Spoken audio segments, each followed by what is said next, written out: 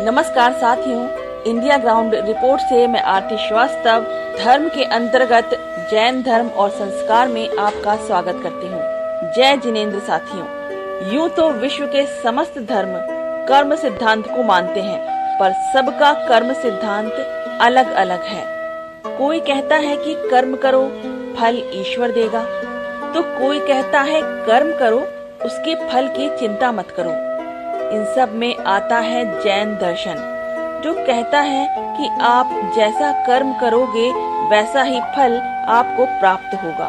अर्थात जो कर्म आपने किए हैं वो कर्म आपको ही भोगने पड़ेंगे, और यहाँ कर्मों का फल देने वाला कोई ईश्वर नहीं है। वो स्व संचालित व्यवस्था है, इसका कोई कर्ता धर्ता नहीं है। आचार्य अमित गति जी ने भावना 32 में लिखा है, स्वयं किए जो कर्म शुभाशुभ फल निश्चित ही वो देते, करें आप फल दे अन्य तो स्वयं किए निष्फल होते। इसका मतलब ये है कि जो भी अच्छे बुरे कर्म आप करोगे उनका फल भी आपको स्वयमेव ही मिलेगा। और अगर ऐसा होता है कि हम कर्म करते और फल कोई दूसरा देता तो हमारे कर्म सभी निष्फल हो जाते। इसलिए हमेशा ध्यान रखें कि जो भी कर्म आप बांधोगे उनका फल निश्चित ही प्राप्त होगा।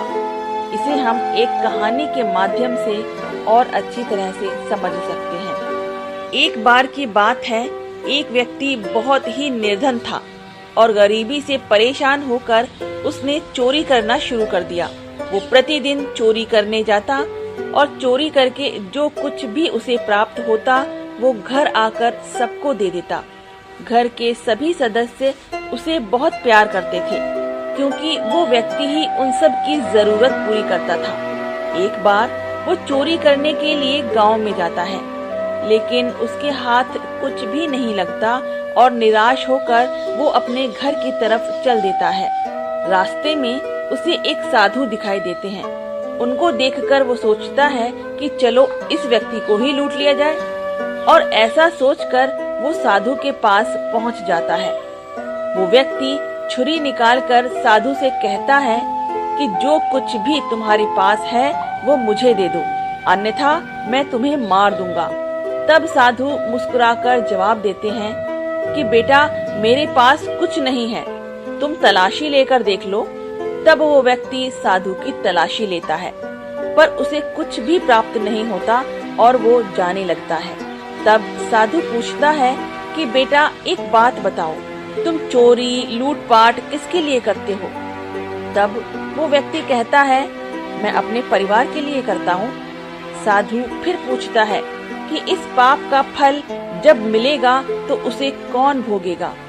तब वो व्यक्ति कहता है कि मेरे सभी परिवार के लोग मिल बांट लेंगे, क्योंकि वो मुझसे बहुत प्यार करते हैं।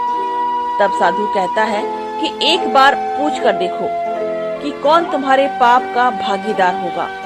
साधु की ऐसी बात सुनकर वो व्यक्ति अपने घर जाता है और सबसे प्रश्न पूछता है कि मेरे साथ पाप का भागीदार कौन कौन होगा। तब सभी परिवार के लोग उसे मना कर देते हैं।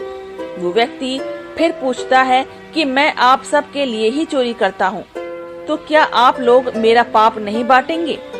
तब सभी कहते हैं कि नहीं, आपने पाप किया है तो उसे आपको ही भोगना पड़ेगा।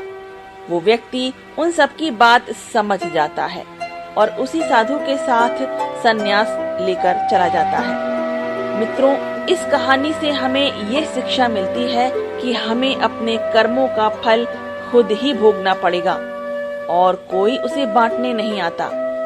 इसलिए हमें हमेशा ध्यान रखना चाहिए कि हमारे कर्म हमेशा अच्छे ही रहें, और इतना भी ध्यान रखें कि कभी भी किसी के लिए पाप ना करें, क्योंकि कोई पाप का भागीदार नहीं होगा, हमें खुद ही भोगना पड़ेगा। अतः आप सब कर्म सिद्धांत को समझें और सुखी रहें। ऐसी मंगल भावना के साथ आज के लिए बस इतना ही। नमस्कार।